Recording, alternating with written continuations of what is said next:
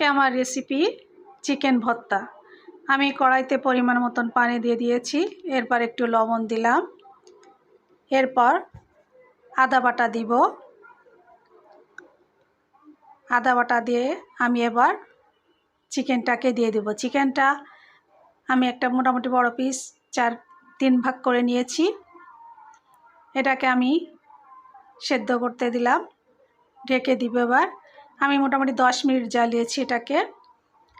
সিদ্ধ হয়ে গেছে, সিদ্ধ এবার নামিয়ে ফেলবো। এরপর আমি একটা কড়াইতে সাদা তেল দিয়েছি কিছুটা, বেশি না, অল্প নিতে হবে।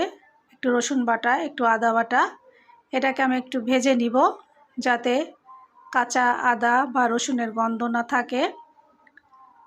তারপর আমি এটাকে, যে চিকেনটা আমি সেদ্ধ করে রেখেছিলাম, এটাকে আমি এবার ছোট ছোট করে ছিঁড়ে নিয়েছি। এটাকে আমি একটু ভেজে নেব। বেশি ভাজা যাবে না, কারণ বেশি ভাজলে শক্ত হয়ে যাবে। জাস্ট একটু কিছু সময় নাড়িয়ে চাড়িয়ে 2 মিনিটের মতন নামিয়ে ফেলব। একটু লবণ দিয়েছি আর একটু। এবার আমি আর একটা বাটি নিয়ে নিয়েছি, বাটিতে আমি একটু লবণ দিলাম। যেহেতু 2 বার লবণ দেওয়া হয়েছে, আপনারা পরিমাণ মতন বুঝে দিবেন। শুকনো মরিচ ভেজে নিয়েছি আমি, শুকনো মরিচটা আমি আগে ভেঙে নিব।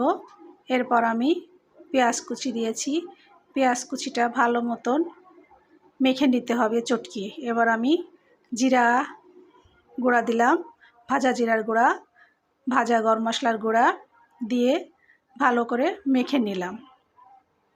ভালো করে চটকিয়ে মেখে নেবেন। এরপর আমি চিকেনটাকে দিয়ে দিলাম। চিকেনটা দিয়ে আমি ভালো মতন চটকিয়ে নিব। আমার মোটামুটি একটা হয়ে গেছে। এবার আমি সরিষার তেল দিয়ে দিলাম। সরিষার তেলটা একটু বেশি করে দিবেন। আমি আবার মাখিয়ে নিলাম। এরপর আমি কিছুটা ধনেপাতা দিয়ে আমি নামিয়ে ফেলব। আমার ভিডিও যদি ভালো লাগে থাকে সাবস্ক্রাইব করবেন। সবাইকে অসংখ্য ধন্যবাদ।